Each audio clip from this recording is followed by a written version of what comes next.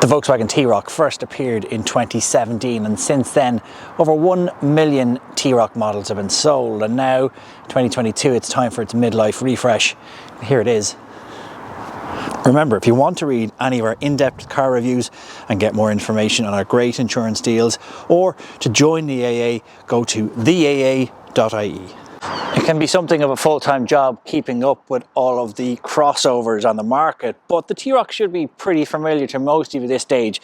It's actually Volkswagen's second best-selling car in Ireland currently, behind the ID.4, but ahead of the likes of the Tiguan, Polo and Golf. In fact, it sells 30% more than the Golf, so times have certainly changed.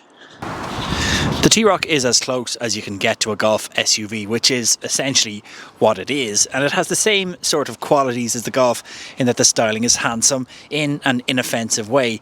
The lines of the new T-Roc have been sharpened. LED lights and darkened rear lights are included as standard, and you can have the clever IQ light with LED matrix headlights too. These are a €922 option on Style and Style Plus models, but a €2,078 option on the R-Line and R-Line Plus. There are a choice of petrol engines for the T-Roc. At the entry point is a 1 litre 3-cylinder turbocharged petrol unit with 110 horsepower, which is the one we're driving here. You can also have a 1.5 litre with 150 horsepower.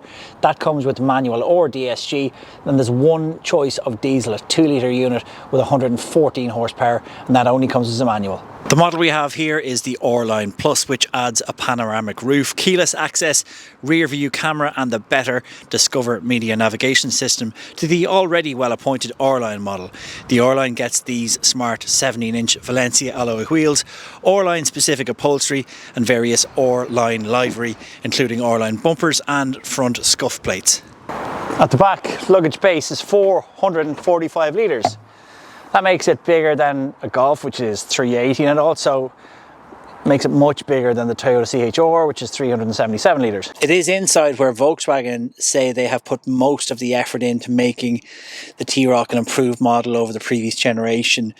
There is a new dash pad here, which is better quality than the previous generation, though there are some still scratchy plastics lower down than before. There's a new infotainment system which is carried over from some of the newer models. Plus there are the new multi-function steering wheel featuring the haptic buttons, which not everyone likes. I don't mind them so much. It does take a couple of days to get used to them. However, overall the quality on the areas that are at your hands are very, very good if you ignore some of the lower down ones. So you might think that the engine in this T-Roc is just going to be overwhelmed, but you know what, it's actually fine. I'm pleasantly surprised by this 1 litre 3-cylinder turbocharged unit which puts out 110 horsepower, and that means, look, it's not fast. It takes 11 seconds to get to 100 kilometers per hour, and you know, it's by no means quick, but it's fine. If you do want a little bit better performance and you can find a bit more money down the back of the sofa, do get the 1.5 litre 150 horsepower unit, because that engine is sweet. I mean, it's one of the nicest engines around, so do go for that one if you can. If not though, this is going to be more than adequate, and you know, most people buy this unit and most T-Roc owners seem to be a happy bunch. You know, the revisions to this car overall have just kept it fresh, keep it in line with the rest of the Volkswagen range. The infotainment system is better, the quality of the fit and finish is better. There are changes in terms as well of the safety kit that you get, and this one here has the adaptive cruise control as well, which is very good, the radar assisted adaptive cruise control, and that's lovely on a long journey because you do get to relax a little bit more because you know that you can stay a safe distance from the car in front of you. So you know, T-Roc will be one of the better sellers for Volkswagen next year, and you know, it has to be on your list if you're considering a small crossover. So if you're shopping for a small crossover for 2023, there's going to be a few cars that have to be on your list.